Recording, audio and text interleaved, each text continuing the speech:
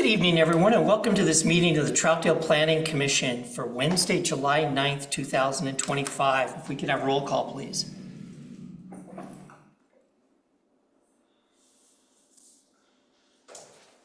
Commissioner Glantz, Present. Commissioner Minkoff, Here. Commissioner Kester, here. Vice Chair Prickett, here.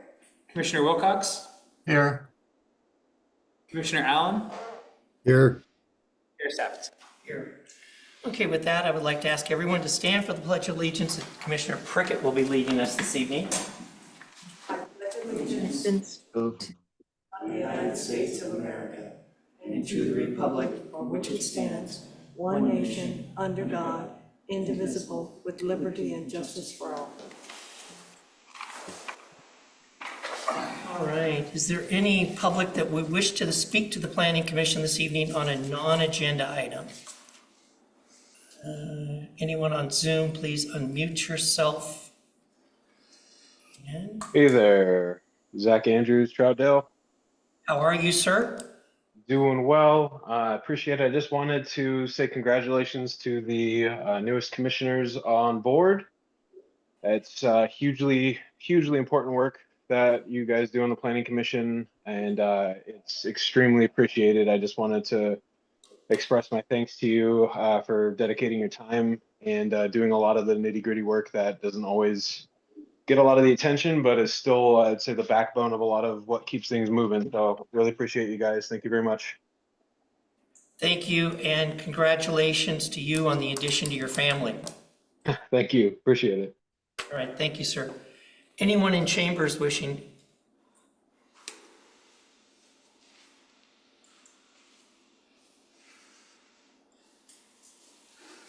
Hello, everyone. Glenn White, City of Troutdale. I always like to take the time to come and thank you guys, especially when we have new members joining us. You guys do a lot of the work that directly relates to council, and I think council has a lot of confidence in the work you've been doing, and you've had to do some challenging things lately with CFAC.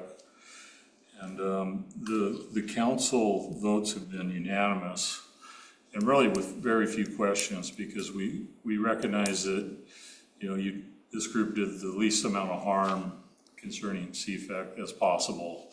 So that was nice to see, and it really made our job easy, because you guys do the deep dive on that stuff, and we get to see the final results with the red line copies, and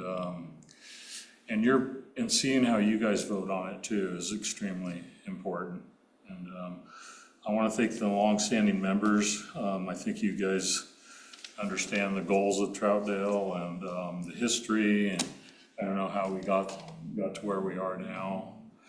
And so to me, that's very important. I think it's going to be even more important now that we have a new city manager coming on board. To have some stability in this group is key. So thank you for that. I know you're working on CFEC, I think part 3 now. It's always a CFIC. Okay. There's always something. Yeah, and I know more, and it's getting the attention of more cities that, hey, we're kind of losing our home rule. So it's kind of an erosion of home rule, and hopefully there'll be some pushback to the state. I don't like I know you guys don't like it either, the cookie cutter approach to things. And I know you are still writing the development code. I think I thanked you last time for taking on that big of a project. A lot of cities hire that out, or they end up adopting model ordinances. And I think having you guys writing it is key and critical to our future. I know that you were involved with the TRIP development, and I'm real excited about the new battery farm that's been placed out there, and I understand that's a $220 million facility. So, that kind of growth is just what we need, so we can ease the burden of the citizens and land good projects like that. So that's all I have. I just wanted to thank everybody I really do appreciate your work. Thank you very much, Mr. Council President. Zach stole my thunder.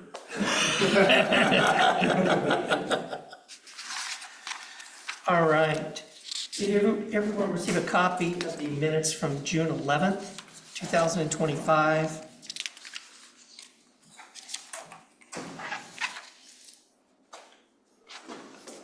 Any corrections? And we'll start with Commissioner Wilcox. I just had one for June 11th. On page 1, there's a reference to Main Streets on Halsey, and then in parentheses, the initials MOSH should have been MSOH. That's all I had. Good catch. Okay. Any other corrections to the minutes from June 11th? A motion to approve is amended. I move that we pass or accept the minutes for June 11th, 2025 as amended. Second. Can't done that. Can't. I wasn't around. Right. Fair enough. Good try, though. Do I have a second on that motion? I'll second it. Awesome. Okay, we have a motion and a second to approve the minutes of June 11th, 2025 as amended. All those in favor signify by saying aye. Aye. Opposed? Okay, that carries. Now we move on to June 25th. Any corrections to June 25th? We'll start with Commissioner Wilcox. No, I don't have any. Okay, motion to approve if there's not any other corrections, sorry, motion to approve is submitted. I move that we approve the minutes for June 25th, 2025 as written. Okay. I'll second that.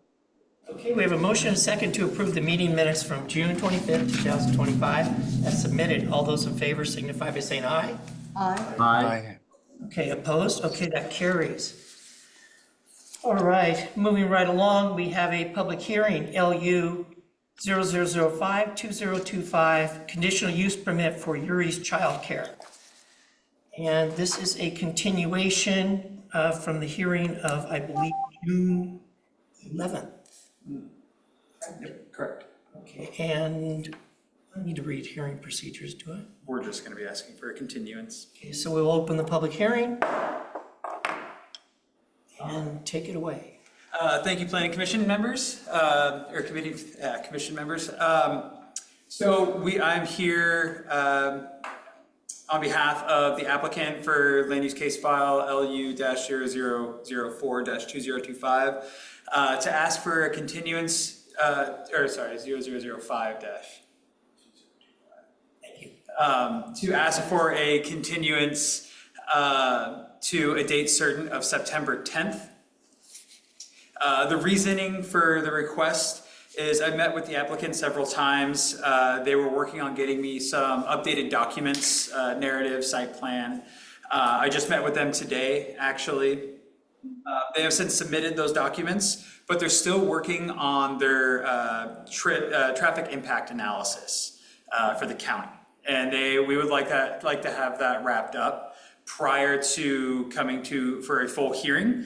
And it should be wrapped up in the next couple of weeks. And so rather than having it be wrapped up and then immediately coming for August, staff thought it was best to just go ahead and hold the full hearing in September, so that way we're fully prepared, they have all the documents they need, and then we can hold the hearing all at one time without having to come back for another continuance at that time.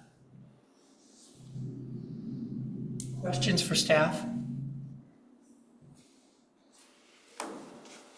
Commissioner Prickett?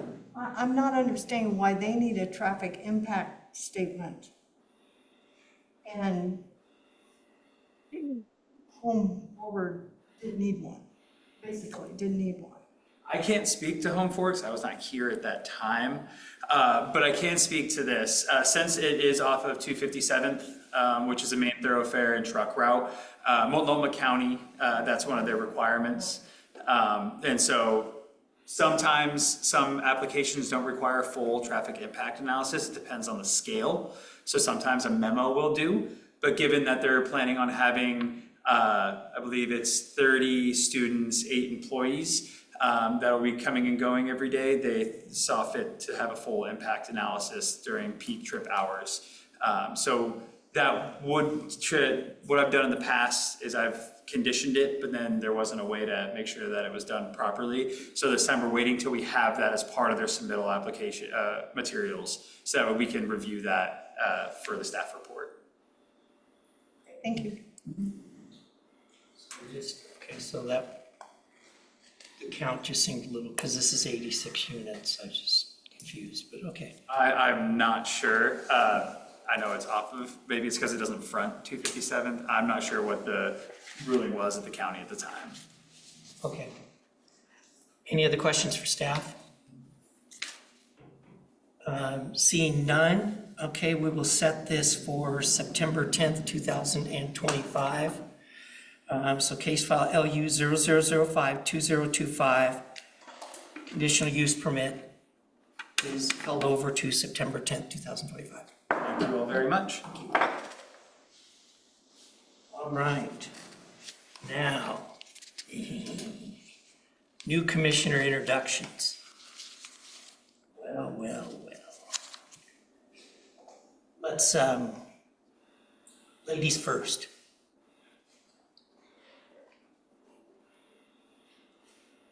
You want to introduce yourself? Are you talking to me? Yep. You first. Hi, Sandy Glantz, and I feel like I've come home. So glad to be here. Back. Yeah, what was it, like 15, 17, something like that years that you were on planning?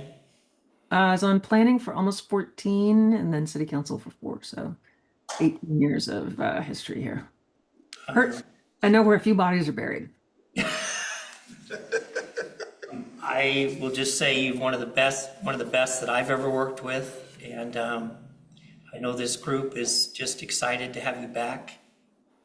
And you can always come home. Thank you. Glad to be here. Thank you. Adrian. Hi, Adrian Kester. I am the neonate of the group. Is certainly in relative terms. I've been volunteering on other committees for the previous year, and when the opportunity arose to join the Planning Commission, it seemed like that was a good opportunity to sort of enhance my contributions, and I look forward to bringing some different perspectives and some different experiences, and I guess my own view from being very close to town center as a resident. I look forward to working with everybody. And next up, would you like to say something, Mr. Stevens? An alternate? You are, but you still get to talk. Okay. Frank Stevens, resident of Troutdale for 34 years, actively involved in just about everything. And you'll see me around town a lot, so. Currently doing planning with Gresham as well, also working with Tuck and a couple of other agencies, Metro County as well, and whatever I can do to help find grants and for you guys, I'll definitely do it for you. That's about me. Appreciate your service to the community. Thank you. All right. Welcome, everyone. And we can't promise it'll be we can't. It'll be an interesting ride, no matter what. No, it's always an interesting ride, but it's great. You get to help make the community better. It's a really good job. All right, moving on to that. With this being the first meeting in July, we elect officers for this year. And so at this time, I would like to open the nominations for Planning Commission Chair for 2025-26. Mr. Chair, Yes. I move that we nominate Tony Stephenson as chair. I'll second. All right. Any other nominations for Chair? This is Commissioner Wilcox. I was going to nominate Shirley, but she's obviously not interested. So I'll nominate Rich Allen. Okay. Any other nominations for Chair? Okay. I move that we close the nomination. Okay. We have a second to close nominations? Second that. Okay, nominations are closed. And I guess we'll take these in order they were presented. So we'll vote. Where you go? Oh, he's gone. Okay. Or are you doing it? You want to take the roll call? Yeah, I can do that. Okay, so I guess the first to be Tanny Stephenson.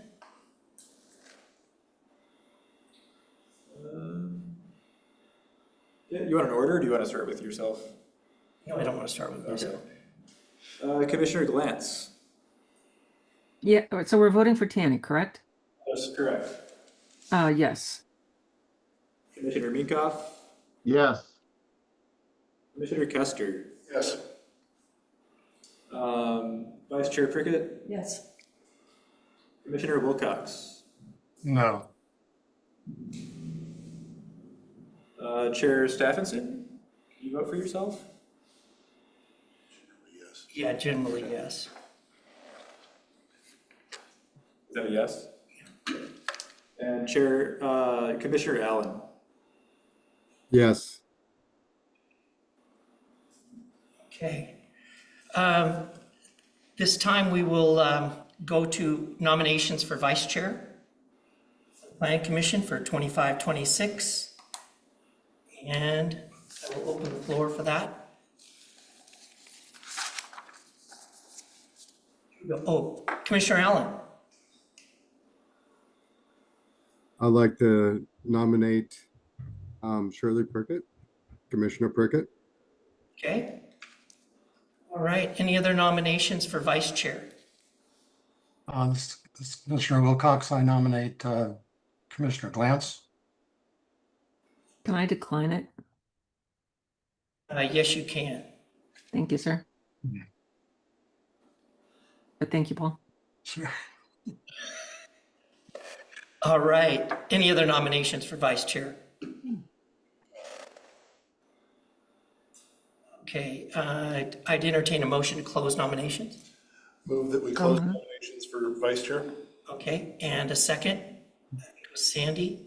Yep. Okay. And all those in favor, aye? Aye. And then we vote on, Aye. vote Dewey.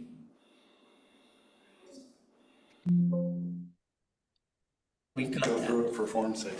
Yeah, we'll go through it. Okay, so let's go through that. Okay. Commissioner Glantz. This is for Shirley, correct? Correct. Yes. Commissioner Minkoff. Yes. Commissioner Kester. Yes. Vice Chair Prickett. Yes. Commissioner Wilcox. Hey, just wanted to say when I get my paper ballot from the county, when there's unopposed candidates, I don't vote for them. So I'm gonna have to be a no. Chair Stephenson. Yes. And Commissioner Allen.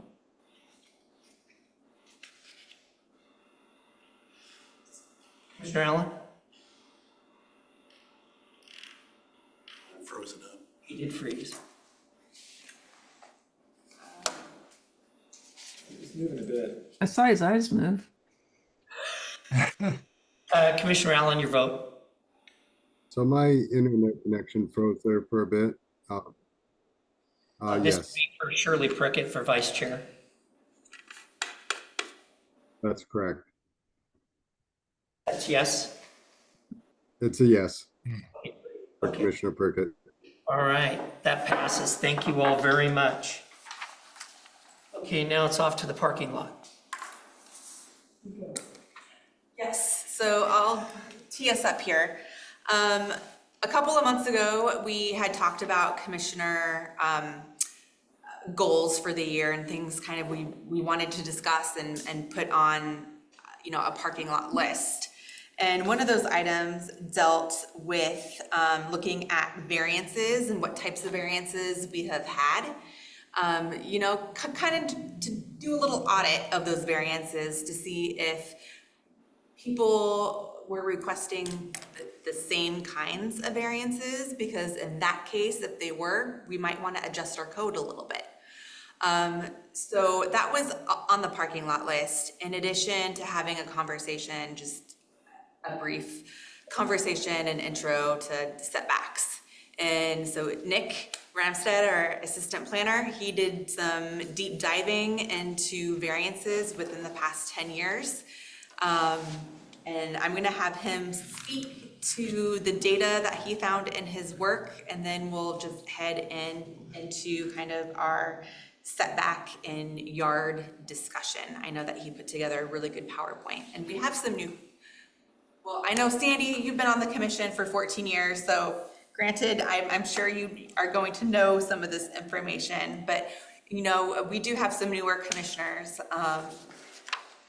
on board, Adrian and Commissioner Minkoff. So I'm sure there's going to be some learning opportunities here for folks, and it's a good refresher as well. So Nick, do you want to lead? Yeah. Good evening, everyone. Good to see you all again. I think it's been probably a few months. I heard you guys are looking for kind of information on variances and which ones have been approved or denied over the past 10 years. So you all have a copy, I hope, of the research I did. I put together pretty quick.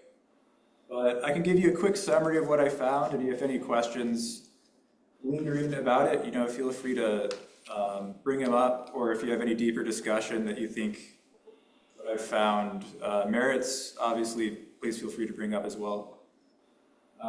So variances over the past 10 years, we approved 31, we denied 6. The reason for such few denials is we typically approve with conditions, something that doesn't quite work, and try and make it work. So we're not necessarily approving everything. That's just the way it looks. So a summary of what I found.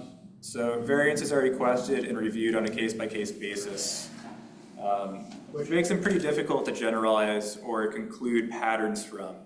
However, the most common variances over the past 10 years are related to structure height, signs, and setbacks. After staff review, it appears the most common occurring variances are unique occurrences specific to the subject properties. It is the conclusion of this report that there are no variances occurring due to a poor functioning code item. So when I say that, I'm referring to there's not a common variance of a very specific zoned setback that keeps happening over and over because they create hardships. Each variance seemed to be pretty unique in each of their cases, and it was quite difficult to really come with patterns of what they were saying.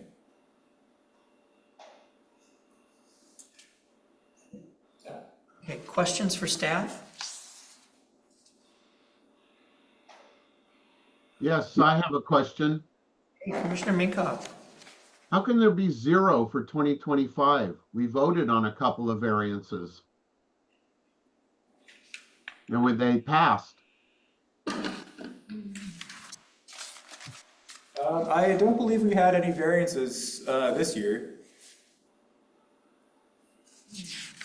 That was our, I thought, what about the variance asked for on the 257th property that was going to be 13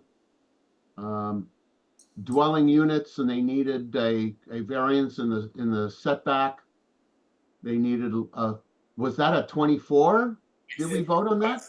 Yeah, that was 24. I think because of the number of continuances we had and kind of how long the review took, we were definitely looking at it and talking about it in 25, but the initial application started last year. So you're going by when they were applied, not when they were voted on or approved. Correct. That's when we get a case file number, it's assigned when they apply. I see. All right, thanks for the clarification. Of course. Okay, any other questions for staff? I have a quick one. And just my impression in glancing through it, did you see any differences or as far as like front setbacks versus rear setbacks, or was it pretty even, or? Not enough that I thought was notable that stuck out to me. A lot of our setback variances, or the ones that happened, were usually when the subdivision was being platted or a lot's being created. There wasn't too much I saw that was like a reoccurring front setback variance in like specific zone, or like for a specific development, there's a recurring side setback variance. I think it was all pretty pinpoint to like the specific project they were doing.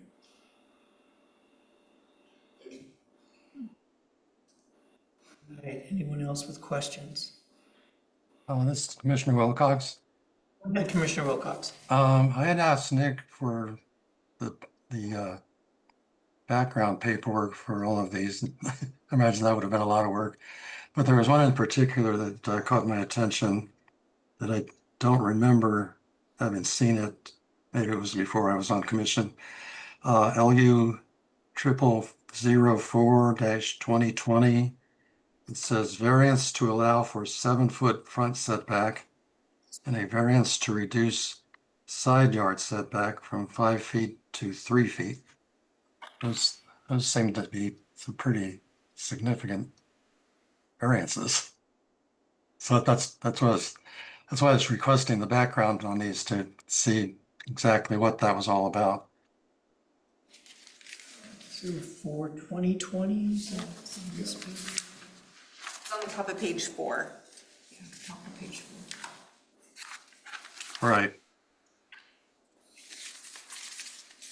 But if you don't have that file handy, there's not much you can do. Tell me. I'm tracking it down right now, one sec.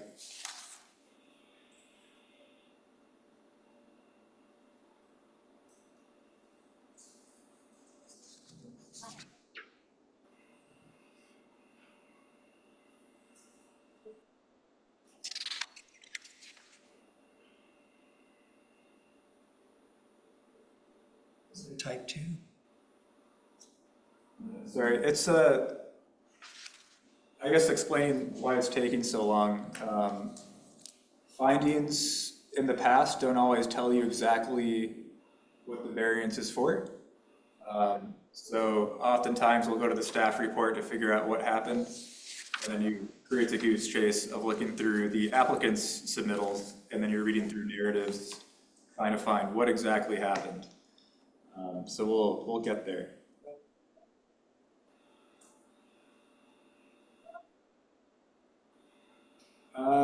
So here's their narrative. It says, this site is situated in one of the highest density zonings in the city of Troutdale. Due to a variety of pre-existing conditions and dynamics, there are unusual constraints burdening the potential development to a higher and better usage.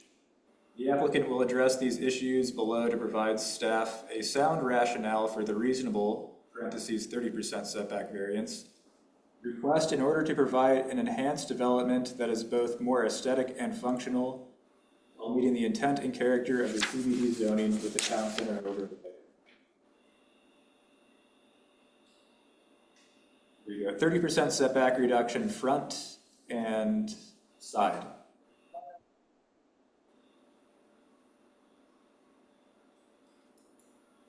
Says combination or result of topography, lot size, oversized historic right-of-way dedications.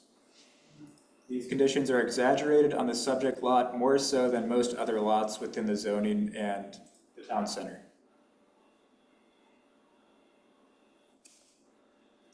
So Paul, I'm working on getting you all those reports, and also if anyone here is interested in those, once I get them, feel free to shoot me an email and I can send you them.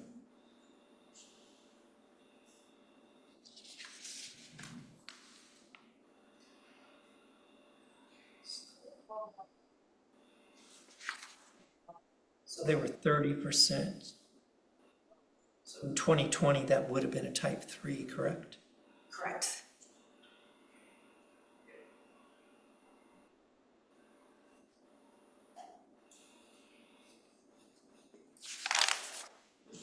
Any other questions or discussion on this topic, or do we want to move on to setbacks and like lot configurations?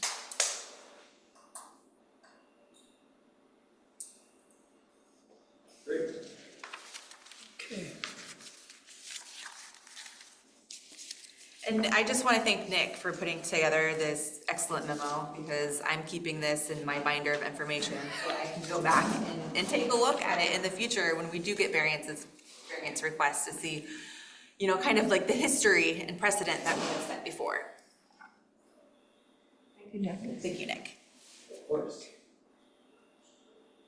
And What are we reviewing with setbacks? I was told that commissioners were looking for, I guess, information on how we determine lot configuration and related to that setbacks. It was one of our parking list items, and I think Commissioner Wilcox had brought that one up. So here's, for some of you, hopefully it's a review. For some of you, it may be new information. It is not too daunting to wrap your head around, so hopefully it should be pretty straightforward. So setbacks, what are they? Do they matter? They do. So they're the minimum distance a building or structure may be from the property line. Setbacks are always going to vary based on your base zone, your structure type, structure size, adjacent zoning types, and even plat notes. So in the city of Troutdale, setbacks are most restrictive, or like biggest, in low density residential zones, so like LDR1, and least restrictive in high density residential zones, HDR. So setbacks are the first thing that planners look at to determine if a structure can be built in a particular location, assuming the use is permitted. And setbacks can exist to create space between buildings and property lines, preserve open space and privacy, and allow for utility and access easements.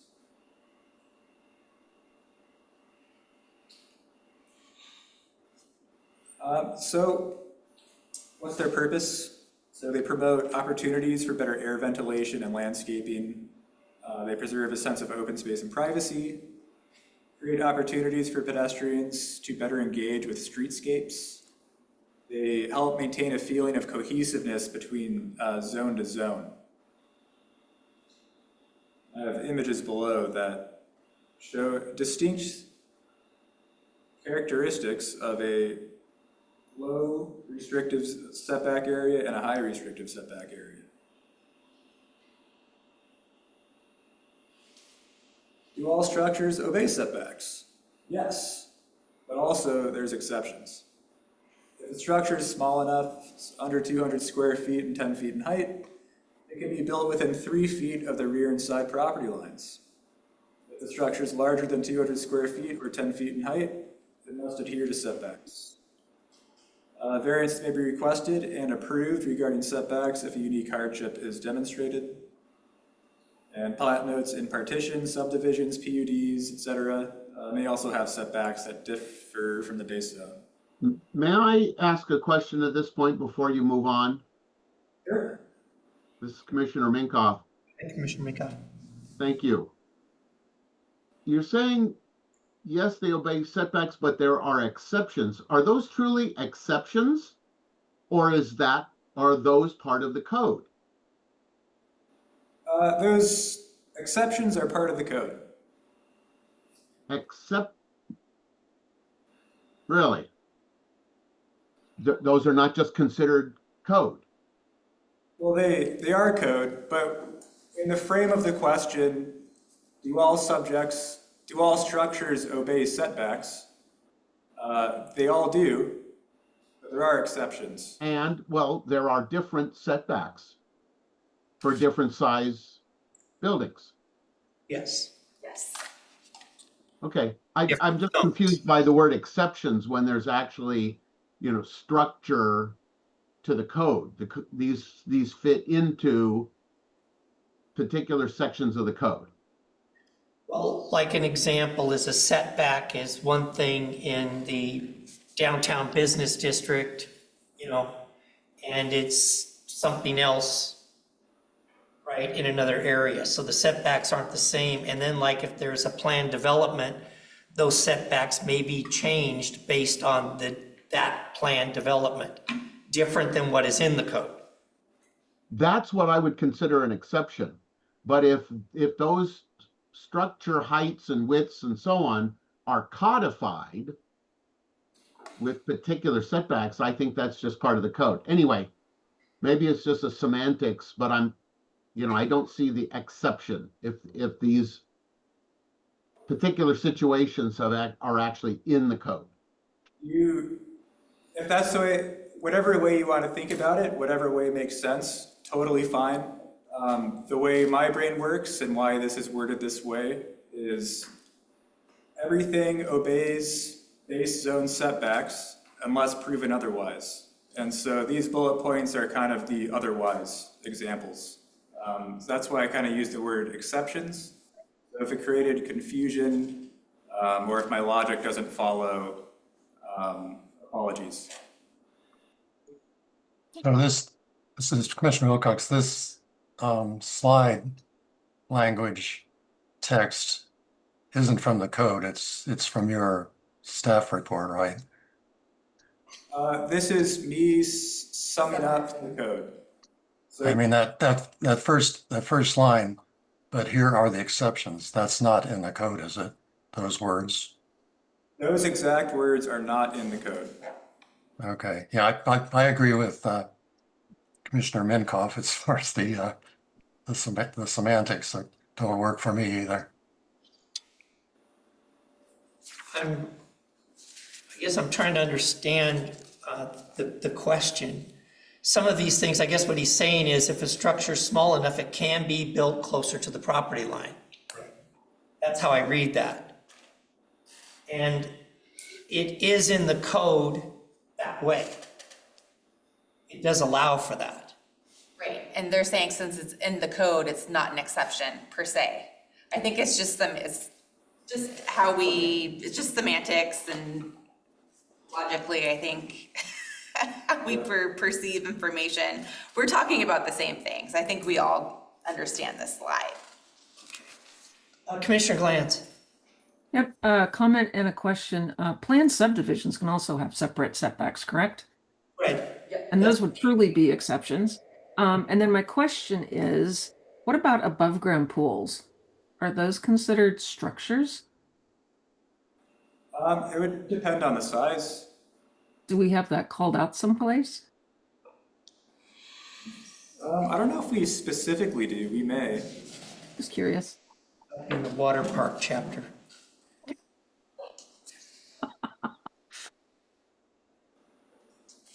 Actually, that does bring up another sort of curiosity question with regards to structures and setbacks. Is there a distinction made for structures that are, for all practical purposes, temporary?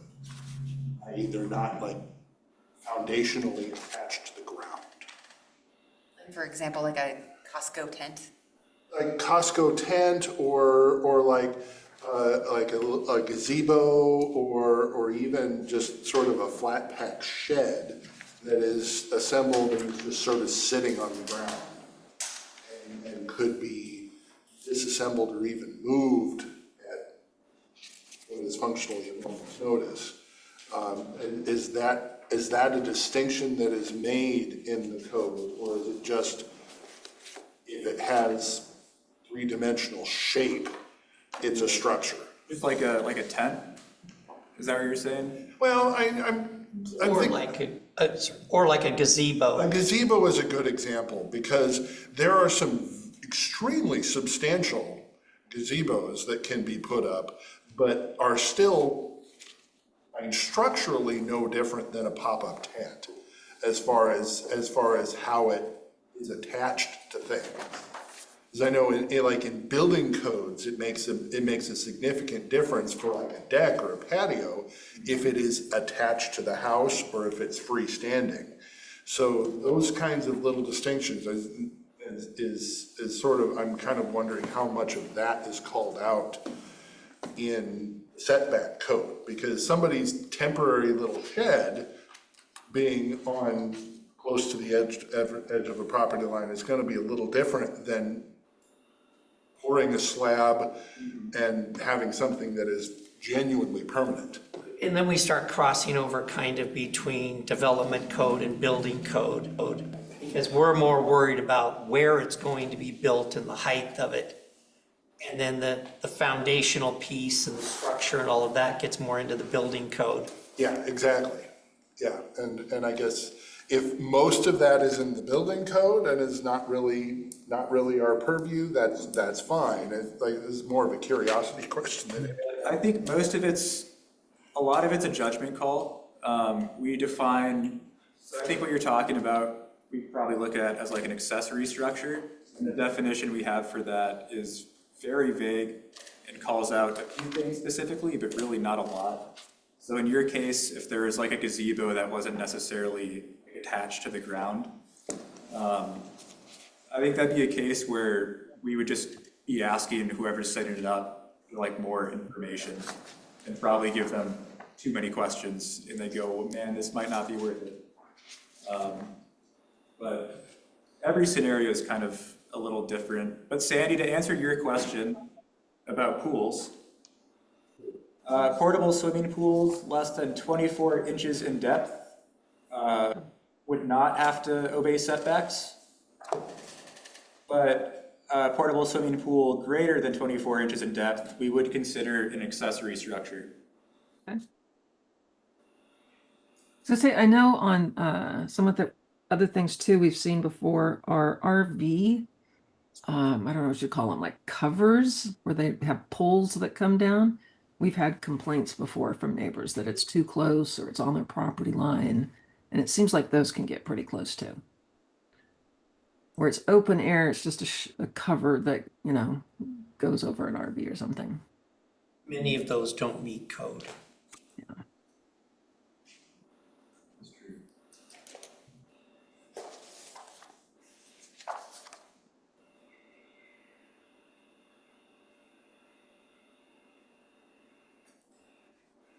All right, so here's code for you. If you're sick of me paraphrasing things from the code, I have a hunch a few of you may. So when you're looking at setbacks, it's in the dimensional standards.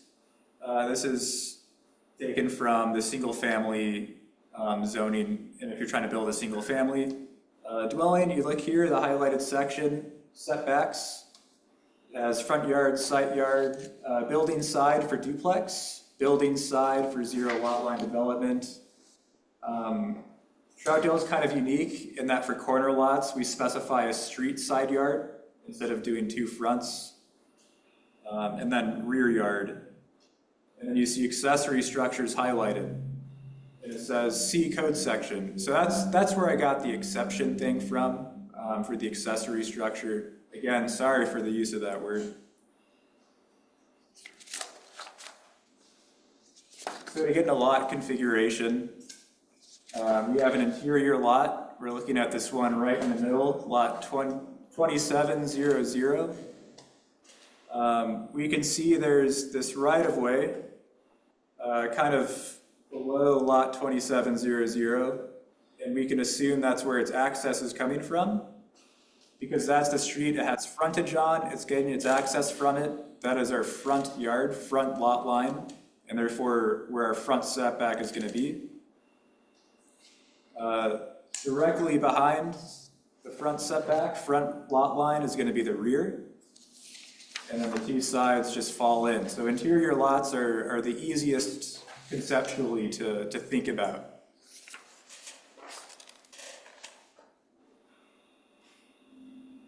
Now we have a corner lot.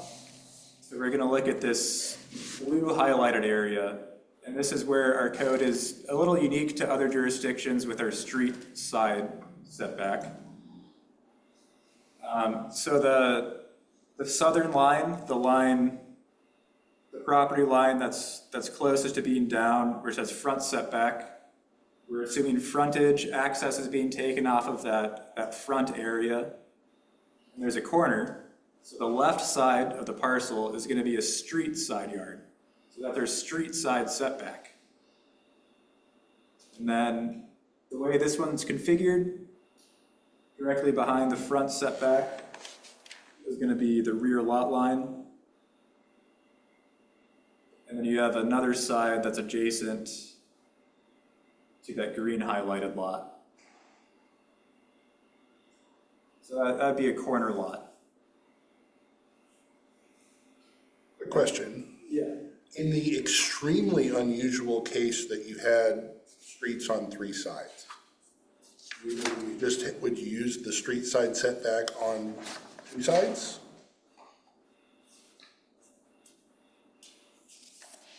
That's how I'd view it. If it's in a zone and if it's a development type that has a street side setback, then I would agree. Not all development types or zones have that street side setback. So I'll say tentatively yes. And we also have lots that aren't perfect. You know, lots just kind of happen over partitions and lot line adjustments occur, and we have less than perfect square lots, or maybe it's the best way to make use of land. So we end up with these like continuously curved lots. So we can look at the lot 4200, 4200 in the top right of the image. I can make it more visible right here. So it's a little tricky in the sense that it's not a square. It's side that fronts either one street or two different streets. It's all a curved line. It's difficult to determine. And for that, we turn to definitions. So we can look in the code. It says lot line front. For an interior lot, a line separating the lot from the street. Front lot lines on corner lots may face either street, except for corner lots that have continuously curved property lines along the streets. A continuously curved property line adjacent to two or more streets of a corner lot shall be considered the front lot line. In this instance, such a corner lot has no rear property line, only front and side property line. So in this 4200 case, this would be front, this would be side, this would be side. So they all, depending on the lot configuration and what it fronts and where its access is, how you determine which lot side is which, it's always going to differ. So you really just hope for these interior lots, which we have a lot of. Most of Troutdale is this, so it's totally fine.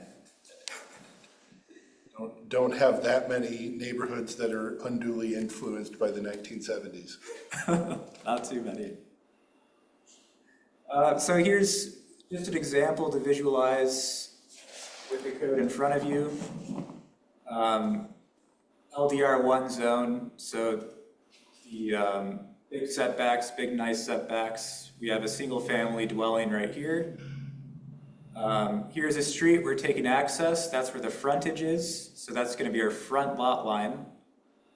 If we're trying to find front setback, find the setback section, front yard, 20 feet. So you just measure out 20 feet, can't build there. Side yard, 10 feet. It's an interior lot, so 10 feet on this side, 10 feet on this side. It's not a corner lot, so we can go with a rear. It's gonna be 20 feet. This 15, note 3, if you're confused about that. Note 3 says if it's a duplex, 15 feet's the rear. This is not a duplex, so we're going 20.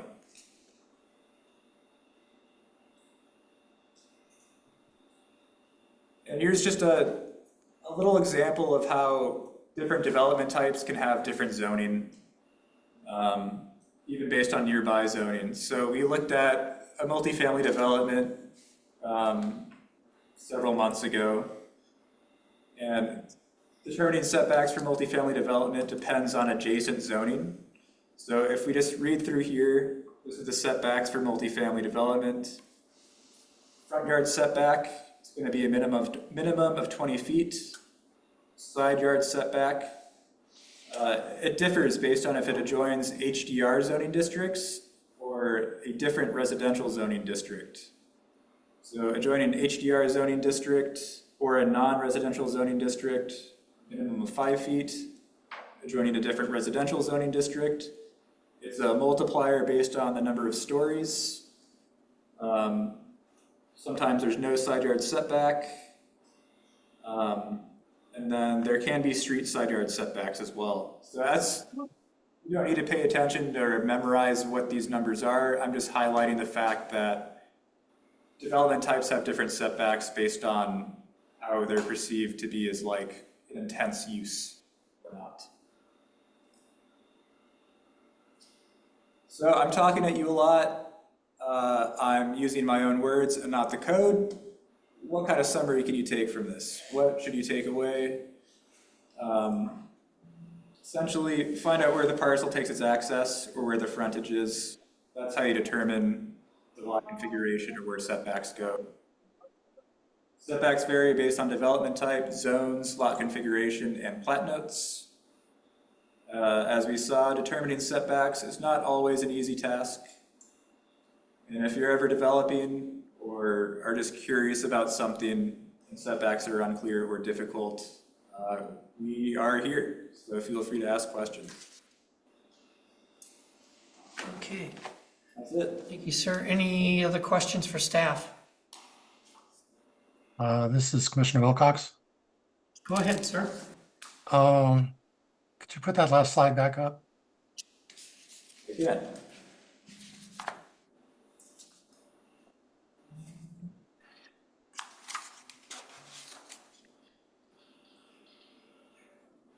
Okay,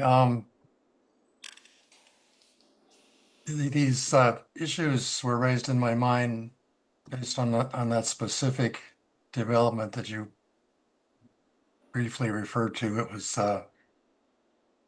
Cherry Park East Apartments, which doesn't seem to be happening. Anyway, what I took issue with was 250, access. Well, your first line, find out where the parcel takes its access from. Okay, that was 257th. That's the only road frontage they had. But both buildings were perpendicular to 257th. So you'd call it, so essentially the west end of the two buildings were the front, the north and the south sides were sides, but in reality they're backs, because people living in those, their back door would be either north or south facing. And then on the back side, you had back facing back, which isn't a problem, I guess. So what happened in that case is on the north side, you had a lower density residential. So you called for 20 foot setback, and they ended up with a variance of cutting it down to 15. But then on the south side, you had a single family detached house that apparently sits in an HDR zone. So the setback on that, on the north side, on the south side rather, was only 5 feet. So the people in the north units could have had a 20-foot backyard. And they ended up with a 15. And the people on the south complex ended up with a 10-foot backyard, but it could have been as low as 5.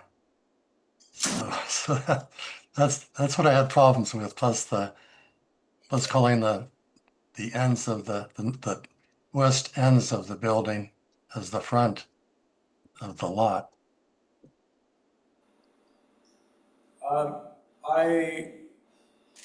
Rich, do you have something to say?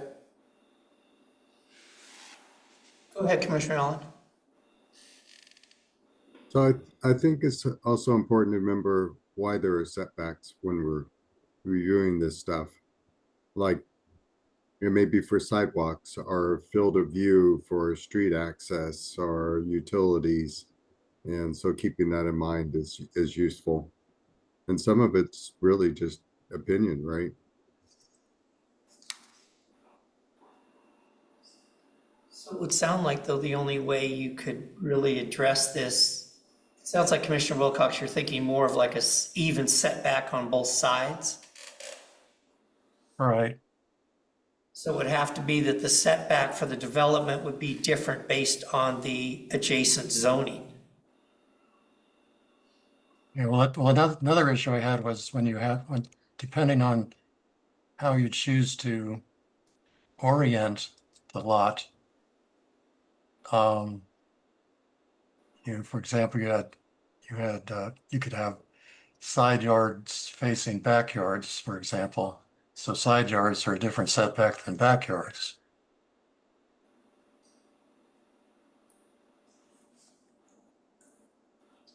Side yard setback's only 5 feet, a backyard might be 15 or 20 feet. Right. But if they're turned 90 degrees to each other, then you've got side to back and vice versa. That's why we're here. Yeah, it all depends on what they build and what it's next to, and in instances where they want something that's not specifically outlined in the code, or a variance is being sought, it goes before you all to determine if something would be compliant or approvable or not. So in instances where it's code compliant, as planning staff or how hands are often tied, but when they start wanting something a little more, then that's why we have you all to make that decision.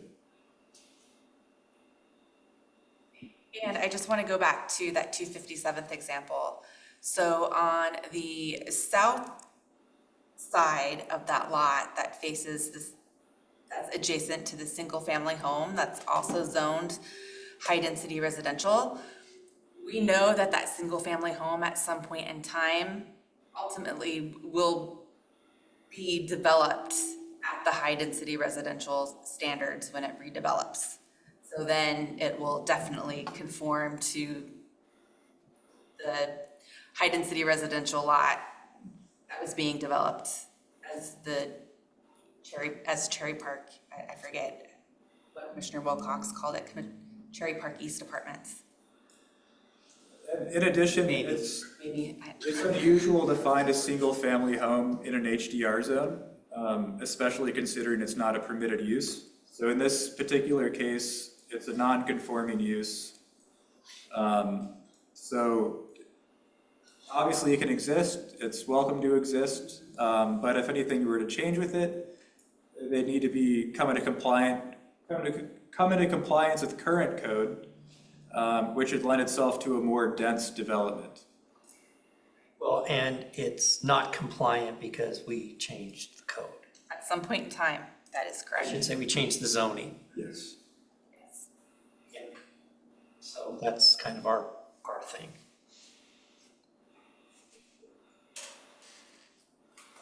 We do that to people sometimes.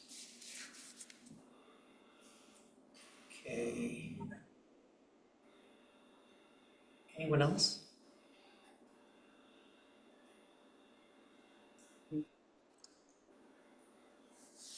Did that answer your question, Commissioner Wilcox? Yes, that's good. Great. Okay. Anyone else, questions for staff? Okay. All right. Great presentation, Nick. Thank you for Thank pulling you. that together. And we can send that out to the commission too as well, so you can have that handy if you ever have questions about setbacks in the future. So moving on to staff communications, July 25th is Movies in the Park. And then on August 1st, which is a Friday, is our next First Friday event for August. And then our next planning commission meeting is going to be held on July 24th, 25th? 23rd, thank you. Thank you. And we had mentioned briefly last time when we kind of pulled the commissioners, because this is going to be on a special meeting date, but this is for a conditional use permit for Reynolds School District. And we're, eagerly working with them to get this, reviewed in a timely manner. So if it is approved, they can do their tenant improvements before school starts. That, I don't think I have any more announcements to make this evening. Okay. Commissioner Kester, anything? Nothing too specific, although I look forward to working with everybody. This is going to be, I think, an interesting year. We've got a lot of meaty stuff coming down the pipe. So I look forward to working with everybody, and just a bit of a shameless personal plug. August 9th is our, for Parks and Rec, is the next edition of the Troutdale Game Day down at the Sam Cox Building at Glen Auto Park. All right. So anybody who wants to come down and play games, bring family, bring friends, we'll be there. Commissioner Allen? So I want to thank the new commissioners. It's good to have a healthy planning commission. I do have a comment on setbacks as a whole, in that setbacks are good in the sense that we are a well town. We get our water from wells, and impervious surfaces are pervious, allow water to drain into our water table, plus allow room to grow plants and trees and so forth that help with the amount of radiant heat we get. That's it. Thank you, sir. Commissioner Wilcox? Yeah, I actually wanted to back up to a really good issue that Commissioner Kester raised about the setbacks with, we're talking about kind of patio type structures, but what about like storage sheds, like something you pick up at Home Depot? I don't think people are gonna bother to push those out 3 feet from their fence line. They're gonna push it right up. I mean, I see it in our neighborhood. They push it right up against the fence to, free up backyard space. Does the code apply to, something like that? It's not, you were talking about, something on a foundation, but these are just assembled and sit on the ground, basically. It would apply to those too. Okay, so those are supposed to be 3 feet off the fence line. Yes. Okay. Better call Joe, right? He needs something to do, so it'd be good for him. Yeah, that's all I had, I think. Okay, thank you, sir. Commissioner Minkoff? Well, just in response, isn't there a difference between something that is permanent, a permanent structure, and a temporary structure? Something that is not anchored to the ground? Basically not in the setback. If you're putting up a shed, you are meeting the setback from the property line. Because otherwise you typically have a temporary structure that turns into a permanent structure. I see. Okay, my comment has to do with, I just want to address Nick. I was not criticizing. My comments were not trying to be critical in any way, shape, or form. I have had an issue regarding the variances all along, actually, and how many variances we approve and whether we really ought to be taking a look at the code and maybe making some changes based on the fact that we keep offering variances. So when the term exceptions comes up, it's just a hot button with me in terms of what is code, what is variance from the code, because that's what the term exception means to me, a variance from the code, regardless of what the size of the building is or where the property sits and what the zoning is and so on, because we've got code for every single situation, as you pointed out, Nick, frontage and backage and sidage and toppage and bottomage and all the other kinds of edges that we've got. There's code for it, and then we get into these voting on variances and how many of them,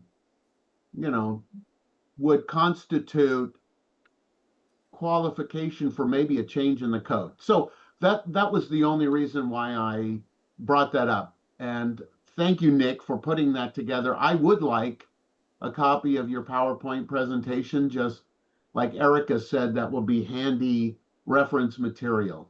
So thank you very much, and welcome new commissioners. Thank you. Commissioner Glantz? Actually, a fun story behind some of this.